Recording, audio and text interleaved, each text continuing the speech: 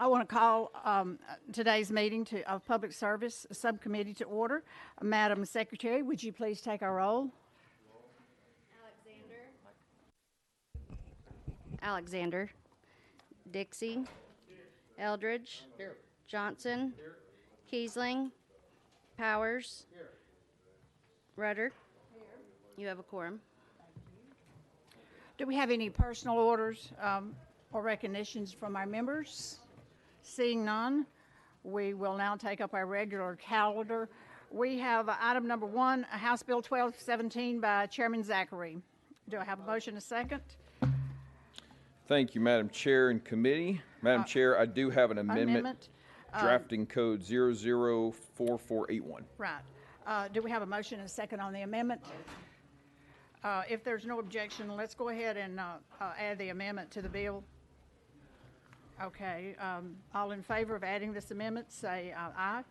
Opposed? Your amendment is added to the bill. Go ahead and present your bill. Thank you, Madam Chair. It's good to be with you in House Hearing Room 4. We have such an intimate setting to be able to address you guys. Members, I'm bringing this bill on behalf of Speaker Sexton. The goal of this legislation is to modernize the State Building Commission process, of which our Speaker serves as the chairman. This legislation is a significant step forward for higher ed. If you represent a higher ed institution, they have probably contacted you asking for your support of this legislation. The Higher Education Capital Project Modernization Act will streamline, that's one of our favorite words here, will streamline processes surrounding construction, renovation, and maintenance of public higher education facilities. The legislation will create a process that meets the demands of 2023, as many of the processes that we're going to be discussing here originated in the 60s. The legislation will create greater efficiency while increasing transparency for the people of our state, and we'll get into that in just a minute. The legislation removes unnecessary bureaucracy, and it cuts red tape for projects that are not funded through state appropriations. So we're going to talk in more detail about that. We'll talk in more detail about that in just a second, but there's going to be a clear differentiation in this bill about projects that do not receive appropriations or state funding and those that do.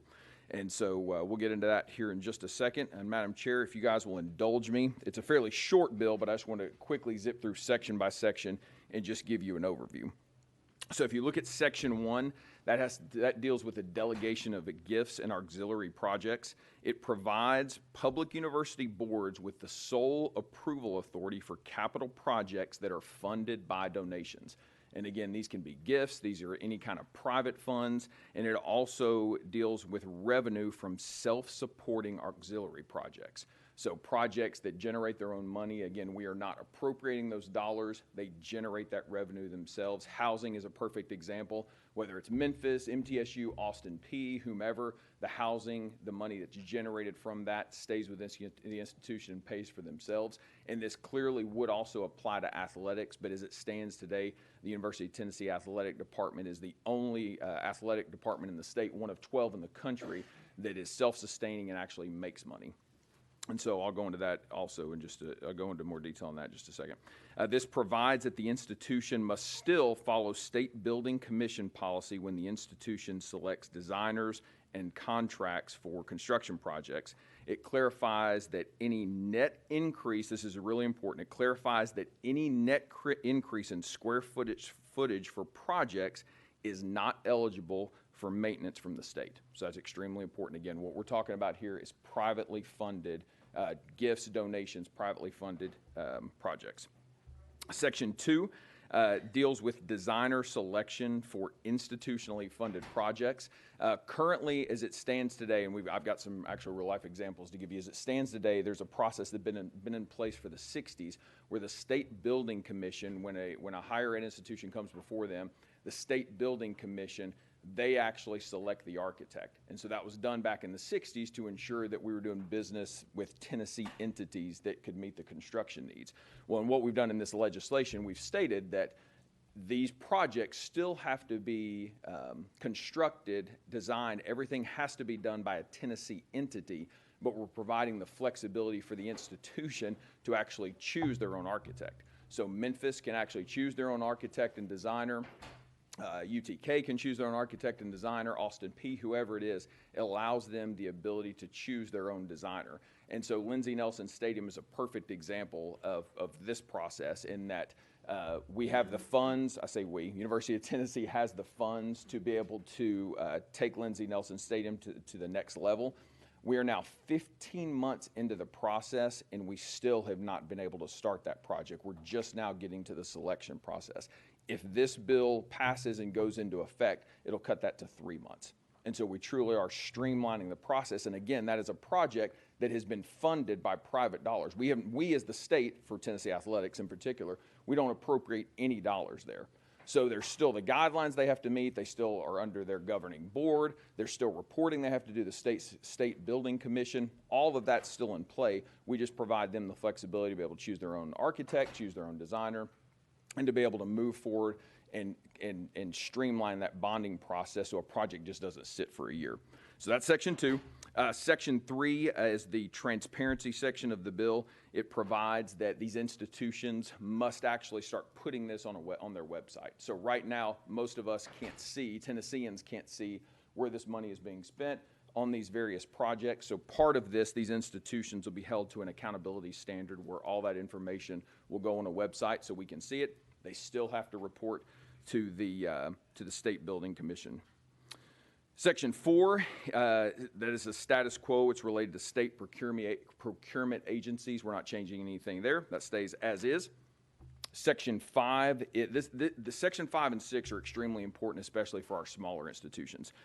So Section 5 has to deal with the maintenance and renovation threshold. Currently today, if you spend over $250,000, so if ETSU or Tennessee Tech needs a new HVAC, they need a new roof, and they go over that $250,000, that automatically triggers them going through the State Building Commission. And so it slows down the process and just, again, is bureaucratic and cumbersome. And so what this does, it takes that threshold from $250,000 up to $1 million. So if UT needs an HVAC, if ETSU needs a roof on a building, and it's maybe $400,000, it allows them to expedite that process and to be able to immediately address that need without having to go to the State Building Commission. And there's also, again, this would be for a smaller institution, we've also changed the 6-month aggregate. So over a 6-month period right now, if you spent over $250,000, you would have to report. We've bumped that up to $1 million. So I've got an HVAC at Tennessee Tech, then I've got a roof, and all of those, and they're under $250,000, but it reaches that threshold of $1 million, or it reaches that threshold of $250,000 in a 6-month period. Now they'd have to go before the State Building Commission. It's now $1 million, so it provides some flexibility there. Master Plan Authority, that simply puts that master plan up under the governing board, so the Board of Trustees would look at those master plans. That stays under them, and then Section 8 is just the effective date. So that was as quick as I could explain it, Madam Chair. I'm sure there are questions, and I'll be glad to answer them. Do we have any questions for our sponsor? No questions. Question's been called. We're now voting on House Bill 1217. All in favor, say aye. Aye. Opposed? The ayes have it, and your bill moves on to full committee. Thank you, Madam Chair and Committee. Next up, we have item number 2, which is House Bill 71. Chairman Hicks. We have a motion and a second. All right. Thank you, Chair Lady. No amendments on the bill. You Nope. can explain your bill. All right. Chair Lady and members, House Bill 71 clarifies the requirements and prohibitions of contracts entered into by the state. This legislation includes a protest based on the cancellation of a solicitation cannot be considered. Protests and appeals of a protest decision may be filed electronically or by hard copy. A protest bond must be submitted at the time of a protest or appeal in the specified amounts. Certain provisions are prohibited in state contracts and are void if included. Chief Procurement Officer may create rules to implement this legislation, and invalid provisions are severable and do not affect the remainder of the bill. And I'll answer any questions. Do we have any questions for our sponsor? Seeing none, question's been called. All in favor, say aye. Aye. Opposed? The ayes have it, and your bill moves on to full committee. I need to find out where my bills are moving. Full committee. Thank you, Chair Lady and members. You're welcome. Okay, let's see what's next. We have House Bill, item number 3, House Bill 884 by Chairman Moon. Thank you, Madam You Chair, have a lady motion and and a members. second, sir. You do have an amendment on your Yes, bill. I do, and I actually have it with the committee today. It's Amendment 3775, and it does rewrite the bill, Madam Chair, lady. Okay, if it's okay with the committee, we'll go ahead and put that amendment on the bill. I have a motion and a second. Let's go ahead and, like I said, put the amendment on the bill. All in favor, say aye. Opposed? The amendment's on the bill. Please explain it to us. Yes, Madam Chair, lady. This bill comes from the Council on Pensions with a positive recommendation. This bill as amendment changes current law relative to available methods for political subdivisions and the state to fund TCRS benefit improvements. Current law provides that if a local government elects to establish a benefit improvement, such as a cost of living increase, the local government has 2 ways to do this. They can pay a one-time lump sum payment, or they must pay it within the next 12 months or the fiscal year. The rate increase is determined by the retirement system or the retirement system's actuary. This bill would provide a third option. It would provide that the unfunded liability could be amortized over 10 years. This bill also provides that a local government employers may not establish a benefit improvement unless the employer's funded status in the retirement system will be at least 70%. And that is what was brought about in the amendment out of the council. The original legislation called for 60. The council asked for 70. So should a local government fail to pay the estimated increase of pension liability using any of the above methods in this bill, this may result in the withholding of the liability amount in whole or part from the local government's shared state taxes. So there is a hook or a benefit there. So this pretty much is the bill. Stand ready for any questions. Do we have any questions for our sponsor today? Seeing none? The question's been called. All in favor, say aye. Opposed? The ayes have it. Your bill moves on to full committee. Thank you, Madam Chair, lady Thank and you. members. Item number 4, House Bill 1160 has been rolled for 1 week.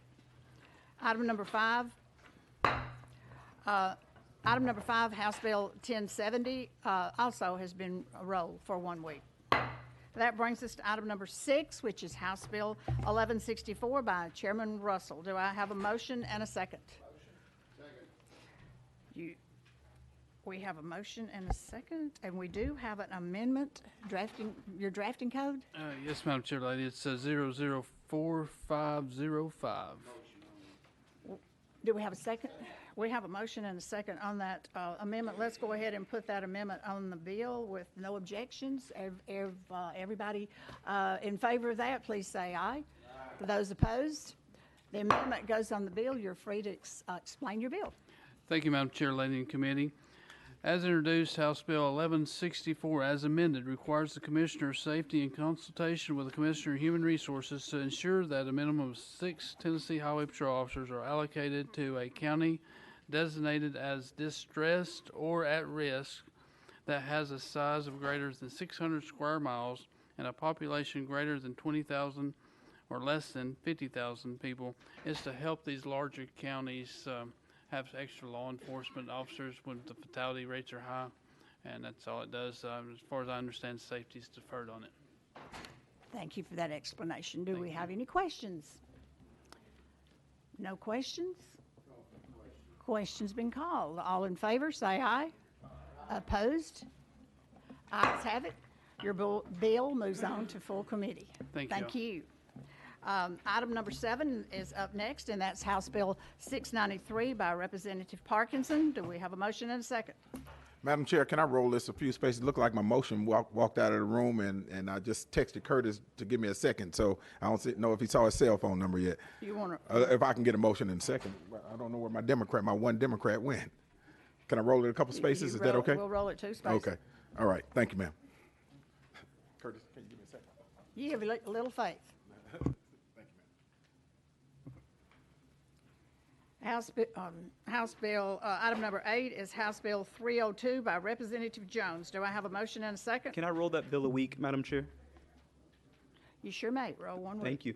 And I'm still waiting for Representative Dixie to come back too. Can I roll my bill 2 slots or however many slots? We'll roll it a slot. Oh, it's okay. Thank you. Well, that brings, because we've got our next two. Okay. That brings us back to item number 7, Representative Parkinson. House Bill 693. We'll roll, he's not in the room, so we're going to roll this to the Hill.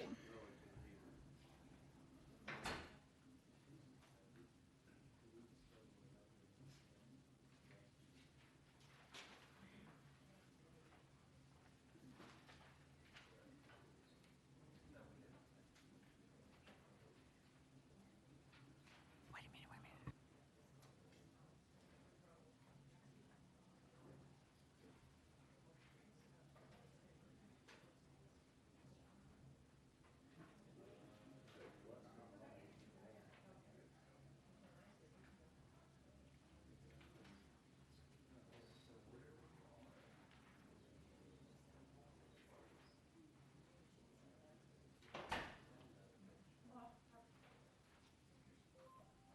Are we waiting on me?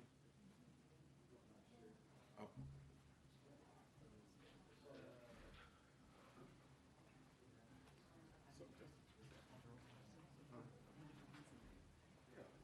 Walked out right when I was conducting.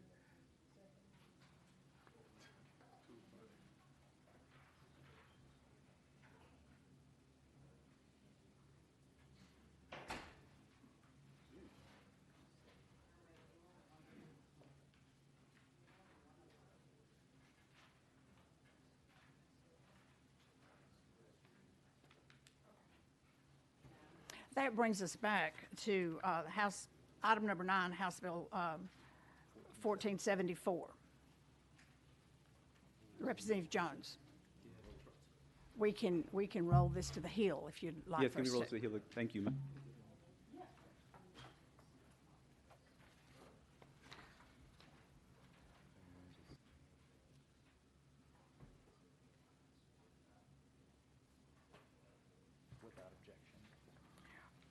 Item number 13, House Bill 844, we're going to take up out of order without objection. That would be Representative Wright.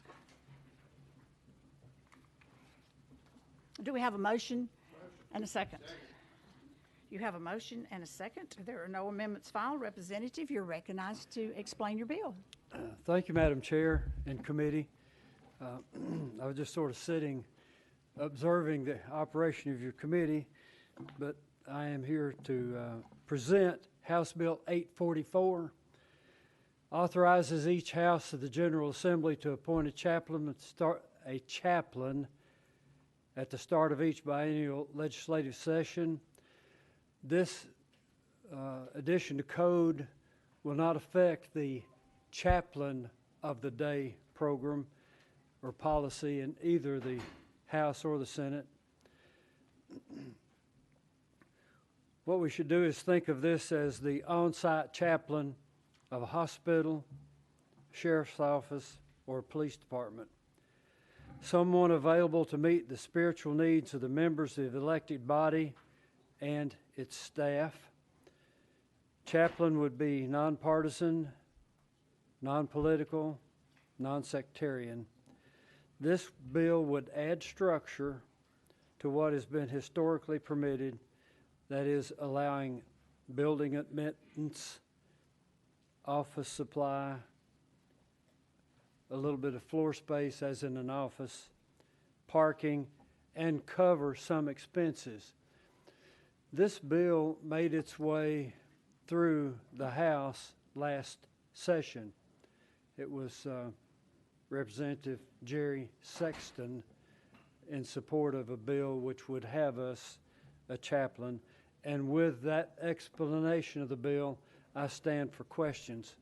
Thank you, Madam Chair. Do I have any questions? Yes, Chairman Keesley. Thank you.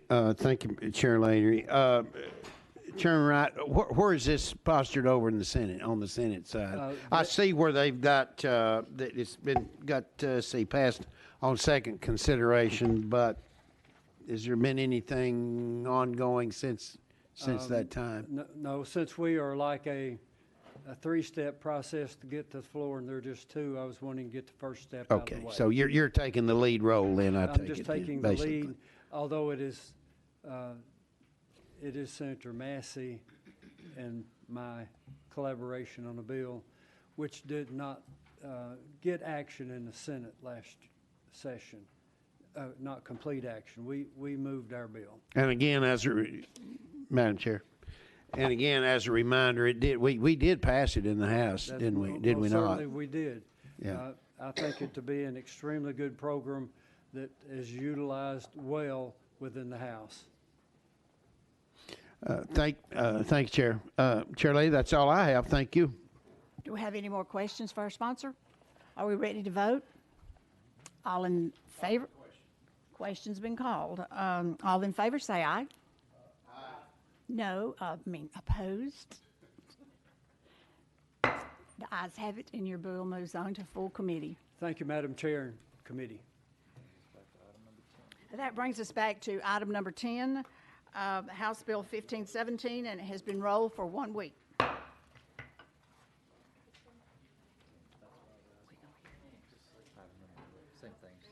Item number 11, House Bill 442, also has been taken off notice.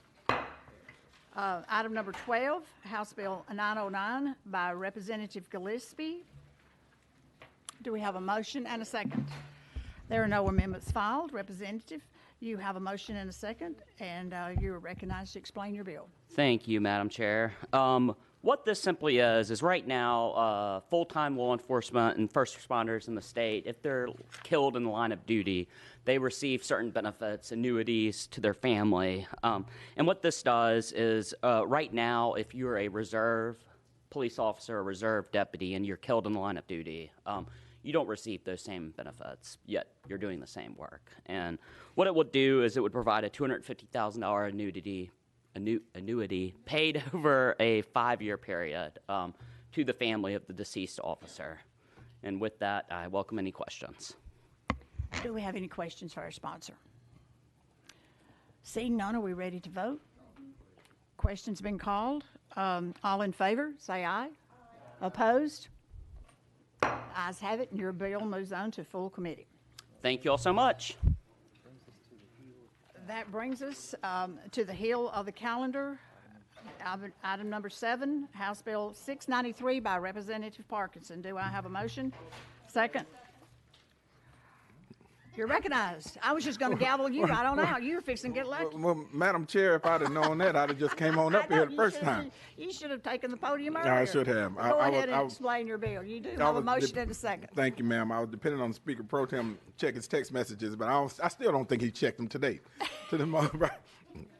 But Madam Chair and committee, I'm a retired firefighter, 25 years on Shelby County Fire Department. And I want to talk to you. You may know of this, or you may not, of a practice that happens on fire departments and police departments, across our state. This practice is, well, let me tell you what this bill does. This bill protects public service employees when convalescing on sick leave from supervisors who show up at their homes or places of convalescence only to make sure that they are inside of their homes on sick leave. This is a practice that happens in police departments and fire departments across our state. I'll give you my story. I after 25 years on the fire department, when I retired in 2015, I actually left 8,300 plus hours of sick time on the books. So when I left there was 8,300 plus hours of sick time that I did not use. But yet, some of my supervisors, when I did take a day off on sick leave, would show up at my house just to make sure that I was at my house on sick leave. Some public service employees are forced to sign a consent to allow their supervisors to come to their homes to make sure that they are there when using earned sick time. This tactic is used at the discretion of the supervisor. All employees don't get checked on. Only those that live in the local area. You know, you remember we opened up, residency to police and fire in the state to be outside of their county, outside of the state in some cases, right? But only those individuals that still choose to live in the area where they work are the ones that are getting checked on for the most part, because those county vehicles or those city vehicles do not go outside of those lines. This tactic is also used to target employees that the supervisors don't care for. So if you're taking off sick and they just want to harass you a little bit or irritate you, they show up at your house, right? Until you stick your head out the door, just to make sure that you're actually in there. Now, we're talking about our police and firefighters in a lot of these cases. When these visits happen, the employee is liable for incidents because they happen on the employer's property. Here's a couple other things that is important to note. This is more than likely a violation of the HIPAA laws also. Think about it. If a person's off on sick leave and you got someone that's showing up at your house, quote unquote, checking on you. It's also a violation of your civil liberties. Think about that for all my libertarian friends that are here. We have the right to peaceful enjoyment of our own homes without someone or an employer bearing down on us in our home. And remember, this is all earned sick leave. So we're not talking about an individual that, just decides to take off sick, right, and doesn't have the earned sick leave. We're talking about this is what they hired us with, and they said we would earn for all of the days that we're hired on the job. So we're talking about earned sick leave. What this bill will do, here's our solution. This bill will end the practice and remove the coerced signing of consent. It will shift the liability burden to the visiting employer. It will require that all employees are treated the same. So if you're going to make sick calls on employees on our police and fire, then you have to make sick calls on all of them, not just in certain individuals that you choose to make sick calls on. And with that, Madam Chair Lady, I'm open for questions. Do we have any questions for our sponsor? Yes, Chairman Kiesling. Thank you, Chair Lady. Appreciate it. Representative Parkinson, where is the, let's go to the Senate. I noticed passed on second consideration. Are you like Chairman Wright, you taking the lead here, and they're just sitting back watching you perform today? Is that what basically what it is? Yeah, thank you, Chairman. That's usually what the Senate does. Okay. I have not, Chair Lady, I have not received, made contact, no one has made contact with me, professional firefighters or police or anyone on this. Why not? I mean, this is for, you mentioned specifically for them, not in general, not for the Tennessee State Employees Association or anything like, or state employees. You mentioned specifically police and firefighters. Could you address that, please? You're recognized. Thank you, Madam Chair Lady. It's for public employees, but I was just giving the story because I know this firsthand from being a 25-year firefighter. And when the firefighters were here last week and we discussed this bill, they were literally jumping up for joy because I'm running this legislation, and am extremely thankful that I'm running this legislation. Chairman Kiesling. Okay, interesting. Yeah, no one's made contact with me. Back to TSEA, they don't have a dog in the hunt here. Is that correct, sponsor? Recognized. I hadn't heard anything negatively or positively about TSEA. I hadn't even talked to them about this bill, to be honest with you. Okay. Chair Lady, I would like to, and I don't want Mr. Mundy I don't want to have to lead into redundancy here, but is it possible that you could just sum this up in 2 or 3 minutes? Would you allow Sure. our We'll legal go out of to give us a summation We'll here? go out of on- session and speak to our attorney.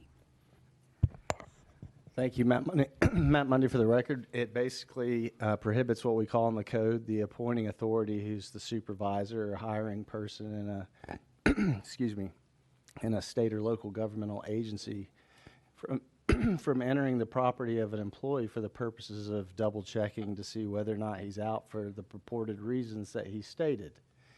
And the bill allows for them to get the written consent, voluntary consent from the employee if the employee wants to give them consent to come and check on them on a sick day.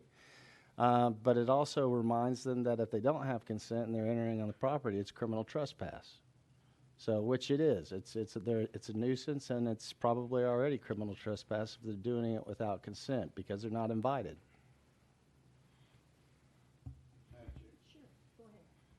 Okay, thank you.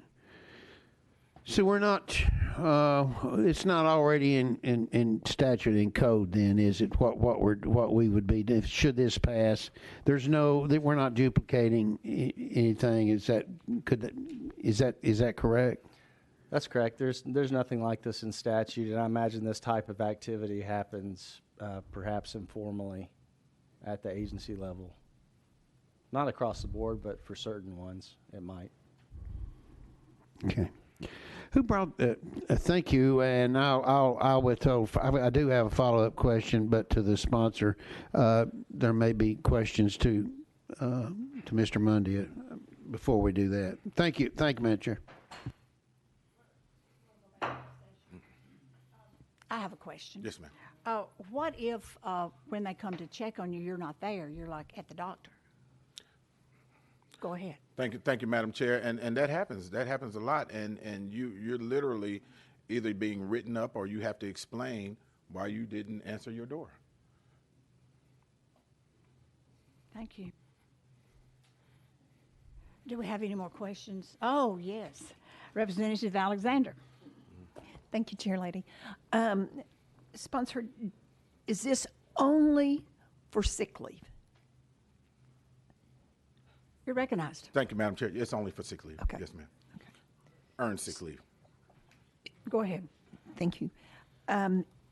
So if they suspected that their employee was not able to come to work because they were late at home drunk or doing drugs or something, that's not part of this. You're recognized. Thank you, Madam Chair. And in those situations, they can always drug test the employee. Yeah. They can always, and they can always require a doctor's statement from the employee also. Sure. And abuse of sick leave is really using sick leave that you don't have. And so we're only talking about sick leave that individuals have earned. Yes, ma'am. Thank you, Sponsor. Any more questions? Yes, Representative Eldridge. I've honestly never heard of anything like this, happening up in our area. I'm not saying that it hasn't, but it would seem to me, and like with Chairman Kiesling, it would seem to me that something that would affect the Firefighters Association statewide, that they would have had some input. They'd have come and saw us. And honestly, to be truthful with you, I would have thought that you might have stopped in and said, "Hey, Rick, I've got a bill. We need to talk." And I mean, I just never had heard of it before or anything. So. Recognized. Thank you, Madam Chair. And Chairman, let me apologize for not getting to you. I have a stack of bills that are all being heard at the same time, and I was trying to get them in sequential order, and I truly apologize. It's hard to get to everyone when we're working these bills. The second thing is this: I actually lived through this for 25 years on the fire department. Literally lived through it, and this is.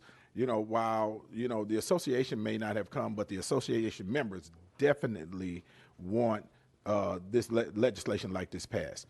And I hear from them, and I've heard from it, and it's not just firefighters. I'm no longer with them. I've been retired since 2015, right? But again, I want you to think about it. I left there with almost 3 years of sick time, and they were still coming to my house to see if I was in my house on sick leave. And in some cases, if they didn't like me very much, they accused me of abusing sick leave. But how is it even remotely possible with 3 years of sick time in my books. And so again, it's an abuse of power, and it's an abuse of individuals' liberties, and it's an abuse of HIPAA laws also. You know, and this will protect, honestly, and I want y'all to think about this. You know, especially in this time that we're in right now.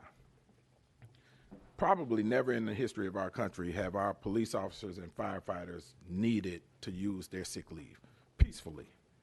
With all of the stresses and everything that they have to deal with in today's time, we need to be able to allow them to just convalesce peacefully and get back to work.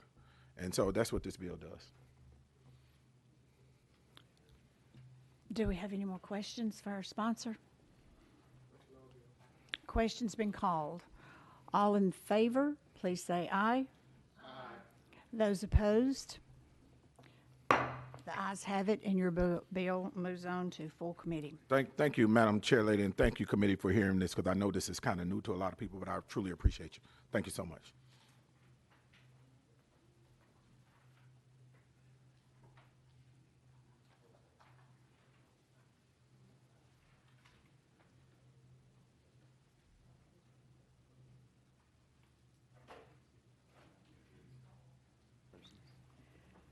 Okay, now we're on item number 9, which is House Bill 1474. Do I have a motion and a second? You have a motion and a second. You're recognized to explain your bill. Thank you so much, Madam Chair. And also just really wanted to defer to the witnesses, but want to give a brief summation of this bill. This bill is basically talking about why it's important of the names and things that we honor in our state. And so this bill is to put Tennessee in line with many other states around us, including Louisiana and Alabama, to recognize Indigenous Peoples Day, to honor the original caretakers, original community members of this land that we're on here in Tennessee. And I just want to invite some of them up to speak and talk about why this bill is important. I'm championing this bill on behalf of our Indigenous community here in Tennessee. We have people from all across, not just from Nashville, but who come from rural counties and counties all across the state to support this bill, and just would love to have them to be able to speak to the committee and share their stories and why this is important for our state to recognize, if that's okay, Madam Chair. We're going to go out of session and invite our guest up to have a seat in the chairs that are available. Thank you. We're out of session. So, Madam Chair, we have Mr. Albert Bender, an attorney with the American Indian Coalition. We have Ms. Melba Chicote Eads, a member of the Muskogee Creek Nation. We have Dante Reyna, a member of the Vanderbilt Indigenous Student Organization. And so feel free to come up. Is it okay if they sit, Madam Chair? Yes, please.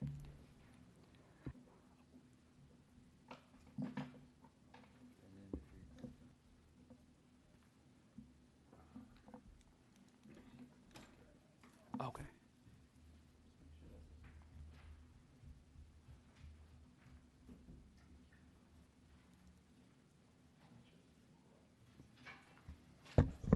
You just press that button. Welcome. Welcome today to the Public Service Committee, and there are a few things that I want you to know. There is, before you give your testimony, please, before you speak, tell me your name and who you're with, your organization. And the microphone is in front of you, and maybe Representative Jones will help you turn it on. If you have a problem, it'll be a red. Oh, yeah. Okay. And you're going to have 3 minutes. Each person will have 3 minutes. Go ahead, sir. Would you identify yourself for the committee? My name is Albert Bender. I'm Cherokee, and I'm the chairperson of the Indigenous Peoples Coalition. Thank you, sir. Go ahead. Yes. Due to the time constraints involved, I have a prepared statement that I will read briefly. This entire state is indigenous land. This is land of the Cherokee, Muskogee Creek, Choctaw, and Chickasaw. The state has a Cherokee name taken from the ancient Cherokee town of Tanasi in East Tennessee. Further, Tennessee is considered the most archaeological rich state in the entire Southeast. 1,000 years ago, Middle Tennessee was the home of the largest indigenous population in the entire Southeast, with over 1 million inhabitants. You cannot walk anywhere in Nashville or Middle Tennessee without walking in the footsteps of ancient indigenous people. This very building sits on an ancient buried city along with all of downtown Nashville and the East Bank, which was discovered in 2014 with the building of the Sound Stadium. This ancient metropolis is considered the equal of the Aztecs and Mayas. In recent years, counties, states, and cities across the U.S. have recognized Indigenous Peoples Day in lieu of Columbus Day. We must take into account that President Biden last year recognized Indigenous Peoples Day. We must also take into account that indigenous scientists, in contributing to the world, developed corn thousands of years ago, a crop that has gone around the world. Also, the U.S. system of government is taken from the Iroquois Confederacy in New York. Also, a bill is pending in Congress to make Indigenous Peoples Day a federal holiday. As for Columbus Day, Native people find it reminiscent and representative of decades or centuries of genocide and horror. Columbus raped and killed Native people and sex trafficked young indigenous females as young as 9 years old. This is according to his own writings. He also killed indigenous people by feeding them alive to his war dogs, indigenous men, women, and children. This is also from written accounts from the Spanish soldiers and priests. 60 to 100 million indigenous people lived in the Americas when Columbus landed. 100 years later, less than 5 million remain. Presently, there are other countries that have recognized a national indigenous holiday, such as Canada, New Zealand, Australia, Taiwan, Venezuela, Bolivia, Norway, and Brazil. In the U.S., more than a dozen states and 140 cities have adopted the holiday. The wrongs of the past must be denounced to make for a better future. Indigenous Peoples Day represents... I want to interrupt you for just a minute and tell you your time's up, but please go ahead and make your closing Okay, statement. I only have like about a couple more seconds. Okay. Indigenous Peoples Day represents an honest, truthful telling of history in order that we may work together collectively and harmoniously. Until that day comes, we will remain irrevocably divided in strife and conflict. I conclude by saying, long live Indigenous Peoples Day. I thank you. Thank you, sir. Okay. Would you identify yourself and tell us who you're with? Yes, ma'am. Your microphone. Make sure your microphone's on. Can you hear me now? Oh, I'm so sorry. I'm Stonegall S.J. Jojifkados Melba Chakotay Eads. I've greeted you in my language from the Great Muskogee Creek Nation and the reservation of Okmulgee, Oklahoma. I'm a citizen of the Muskogee Creek Nation of Oklahoma, and I live and reside here in the state of Tennessee. I have grandbabies here, so I'm not going back to Oklahoma, but I go often to visit.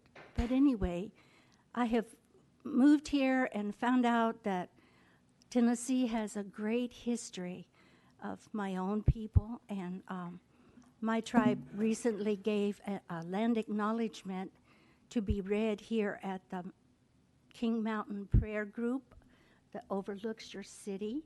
And so I'd like to read that and share that with you. This comes from my chief, Principal Chief David Hill, and the Muskogee National Council of the Muskogee Creek Nation, the reservation in Oklahoma. And this is a land acknowledgement. We acknowledge that we are the tradition, that you are on traditional land of indigenous people, including the Mississippi peoples and their descendants, the Yuchi, the Muskogee, the Coushatta, the Shawnee, the Chickasaw, and the Cherokee Nation. Nashville is located between ancient cities of Mound Bottom, Browns Creek, Castelia Springs Mound, and Sellers Farm, and many other sacred sites. We would like to honor and acknowledge and recognize the indigenous tribes and the tribal nations who were forcibly removed as the original inhabitants and keepers of the land and water that now make up the present-day Nashville and other areas of Tennessee. Tribes that were forcibly removed and walked on the Trail of Tears here and through Nashville to Oklahoma Indian Territory were the Cherokee, the Chickasaw, the Choctaw, and the Muskogee and Seminoles people. As you may well know, that the Trail of Tears have gone through 39 counties in your state. And I am sad to say that there's no tribes in your state because we have all been removed. We are not here, but our names are still here. And I recognize some of the places that are ancient places here in Tennessee, and we have a rich history. I'm proud to say that I'm back in the homeland. Muskogee people walked with the Cherokee on the Northern Trail, which goes right through the little town I live in, Woodbury, Tennessee, down through Nashville, Whites Creek, and on up to Kentucky. So I am here as a representative from my tribal nation. Vaso is a tribal citizen living at large in the state of Tennessee. I'm and sorry, I but your time's up, so if Okay. you'll just get I to it. encourage you to pass this bill for indigenous peoples. We're all tribes here. Thank you. Thank you. And next we have, would you please state your name and who you're with? Hello, my name is Dante Reyna. I'm a PhD student, and I'm the acting president of the Indigenous Scholars Organization at Vanderbilt. I come bearing a message from the Indigenous Scholars Organization regarding this bill. It reads, "We are unapologetically indigenous, rooted in the past, present, and future. We span the globe with the blood memory of our ancestors coursing through our veins. Their whispers still in the wind. For us, Indigenous Peoples Day is a time of remembrance to all those that resisted, organized, and survived so we could claim this day. We have emerged out of a shameful past, a history of racial hatred, of extreme violence, and profound injustice that is even impossible to acknowledge truthfully. For 500 years, physical and psychological warfare has created a colonial culture of fear among both indigenous and non-indigenous people. We are afraid of our memories, afraid of what we have become, afraid of each other, and afraid for the future. Fear is the foundation of the way we exist in the world and the way we think about the future. It has grown normal within us. More than anything, this fear is what we have inherited from our colonial past. Relationships founded on hatred and violence, and a culture founded on lies to assuage the guilt and shame of it all. Although the past and its implications are self-evident, we have grown complicit in their denial because it is too painful or arduous or costly to imagine an existence unbound from the lies. Today, let us break these lies and confront the harsh reality. Let us take a step forward in the right direction and build relationships based on trust and mutual respect. Today, let us take the first step in honoring the ground beneath our feet and acknowledge the contributions Indigenous people have made to our shared story in the state of Tennessee." Thank you. And thank you. And thank you all for coming today and being with us. Thank you very much. Representative Jones. Is there any questions from the members? Seeing none, thank you. Thank you for being with us. Representative Jones, you're recognized. Oh, we got to go back into session. We're back in session. Thank you very much. You're recognized for any closing statements. Today, the truth that you heard today, the very honest telling of our state's history, and to also just want to honor that we still have indigenous people still in Tennessee, and that it's not just history, but it's an ongoing story that we should honor and uplift. I hope that Tennessee will join other states that have already made the change, including Alaska, Minnesota, Vermont, Iowa, North Carolina, California, Louisiana, Maine, Michigan, New Mexico, Wisconsin, Virginia, Oregon, Texas, as well as South Dakota, which celebrates Native Americans Day, Hawaii, which celebrates Discoverers Day, and Alabama, which celebrates American Indian Heritage Day. This is just a small step forward in the telling of our state's history, and I hope that you all will consider that and please give us a chance to continue to honor this history. Thank you, Madam Chair. And thank you. Do we have any questions for the sponsor? Representative Alexander? Is there a reason that we can't pick a different day to honor our indigenous people? I mean, I think we will all want to honor them. It's not that I just want to know why we have to pick a holiday that we've already had in place for centuries. Well, thank you so much, Representative Alexander. So another fact is that Columbus Day did not become a holiday until 1937, and it's relatively a new holiday. And Columbus never set foot on North America. The only thing Columbus is famous for is sailing the ocean blue, because he didn't discover a country where there were millions of people already living here. And so this is basically to say that the story of Columbus that we were taught was not always the honest story, and that Columbus was a large reason why indigenous communities were colonized, and because of and it was a large part of the genocide against Native communities. And so this is basically to say that let's talk about who we should honor. Should we honor Columbus, or should we honor the indigenous communities who are still living here, who are still trying to call us back to care for this land that we call Tennessee, who are still trying to uplift their stories and their ongoing resistance despite all the history that has tried to eliminate them? They're still here today.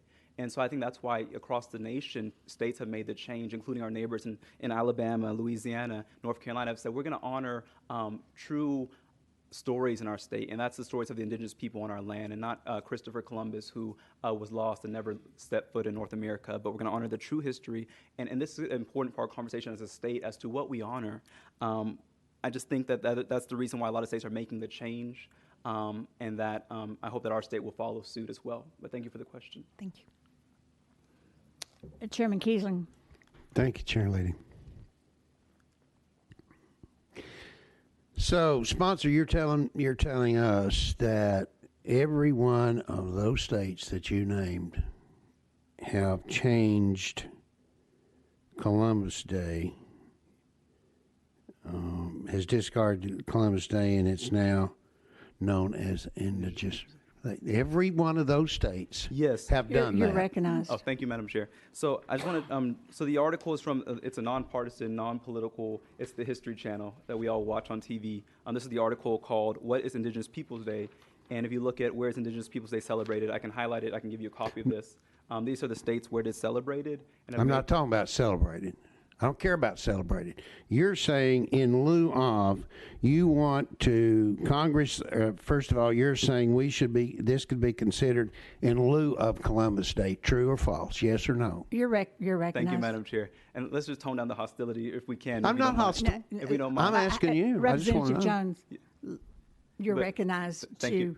answer his question. Thank you, Madam Chair. Thank you. Yes, sir. Don't accuse me of being hostile now, please. May I respond, Madam Chair? You may answer his question. Thank you. Yes. Yes, what? You asked me, are these the states that honor Indigenous Peoples Day? Yes. I did. Okay. It's not what my question was. Would you mind repeating the Have question? they replaced Columbus Day with Indigenous Peoples Day? Is that right? You're recognized. Thank you. Yes, Mr. Representative. These are the states that have made the change. Okay. Including over hundreds of cities have made the change, including universities across this country have made the change, including countries across this nation have made the change to honor indigenous communities instead of colonization. And so, yes, that is correct. Columbus Day is a national holiday. I'm going to, I would like, Madam Chair, maybe we need to turn to legal to see if we as a state can change a national holiday over to a different naming of a different day. Could we do that? We sure may. We will go out of session and consult legal. To be honest, I've never thought about the question. I've never been asked that question. I suspect if it's a federal holiday, it'll stay a federal holiday regardless of what we do in terms of it being recognized for the purposes of people taking it off for work and whatever else comes along with recognition as a federal holiday. It just wouldn't be Columbus Day in Tennessee. That's all I have for legal. Now, I don't know if anyone else has a question or not. We'll go back into session. May I respond, Madam Chair? yes, go ahead. Thank I'll you. recognize you for that. Thank you Yes. so much, Madam Chair. So what the states are doing is that a lot of states are making the change as a way to also encourage the federal government to make the official change. And so if we look at holidays that the federal government has recognized, holidays like MLK Day, many states did not officially recognize them in their state until it was voted on by their legislature. So this is just beginning the process to encourage the federal government to also make the change, even though the president did sign a proclamation. We as a state, Tennessee loves to talk about how we're not going to listen to the federal government, so I hope we don't listen to the federal government on this bill. I hope that we can be ahead of even the federal government and say that we're going to honor our indigenous communities, like the other states I mentioned, which I can go through the list again, but I know Representative Kiesling has that list as well. But these are our neighbors. These are states in Alabama, North Carolina, Louisiana that have made this change, and so we're just trying to bring Tennessee up to date with our other southern states even, and to lead the charge as a state that was the birthplace of a lot of the colonization we saw with people like Andrew Jackson. Like, we as a state have an obligation to be ahead of our other states because of our history and because of what Tennessee was a part of. We have no tribes left here because of our history. And this is just a small step forward to honor our indigenous communities. We should be talking about restoring land. We should be talking about other forms of reparation. But this is just a minor step forward to say, let's just start with recognizing a symbolic change so we can get to the more substantive changes after this. And so that's what we heard today. Chairman Kiesling? Well, I disagree with you on your opinion of Columbus, but anyway, I'm not going to get into that, and I'm not going to get into a debate. I'm not going to vote for this, and I'm not going to support it. I think if we need to change this holiday, this should be in the lap of Congress. So, with that, thank you for the questioning, Madam Chair. May I respond, Madam Chair? Okay. Representative Eldridge. Thank you, Madam Chair. And I just want to clarify what you were saying about the states. To have the state legislatures in the states that you have mentioned, they have literally voted to change the name to Indigenous Peoples Day. It's on their books. Yes, that sir. They have literally voted to change that. Yes, sir. If you want, I can. You're recognized. Oh, thank you, Madam Chair. I can send you all the articles, and I can send you their state resolutions if that would be helpful. But these are the states that have made the change, and they've made it through legislation. But I mean, to me, there's a difference between a resolution and a bill that actually states that there was a change. I mean, we can do resolutions on a lot of different things. And I You're recognized. Thank you, Madam Chair. I misspoke. Some of the states, because of how their government set up, have done joint resolutions, but some of them have made legislative changes like we did. And so the majority have been legislative changes. I can pull those bills for you. I don't have that with me in the committee today, but I can bring those to your office, Representative Eldridge, and show those to you. Because these are the states that have made change through the law to make this an official holiday on their state books. And have done this even starting decades ago with states like South Dakota that did this change decades ago. And so they've made laws both at the municipal level. You've had cities do this through municipal code, and then you've had states do this through their through legislation to change the holiday as well. Thank you, Chairman Kiesling. Thank you, Madam Chair. I just think there's a lot of questioning going on here. I'm going to make a motion to move this summer study. May I respond? It's a proper motion. May I respond? We have a motion before us. Do I have a second? Proper motion. Do I have a second? Proper motion and a second. We're going to vote on moving this legislation to summer study. All in favor, please say aye. Aye. No. Anybody that opposes? The ayes have it. This bill is moved to the motion prevails. Thank you. This gets us to the end of our calendar. Without objection, I ask if anyone would like to make a motion for us to adjourn for today.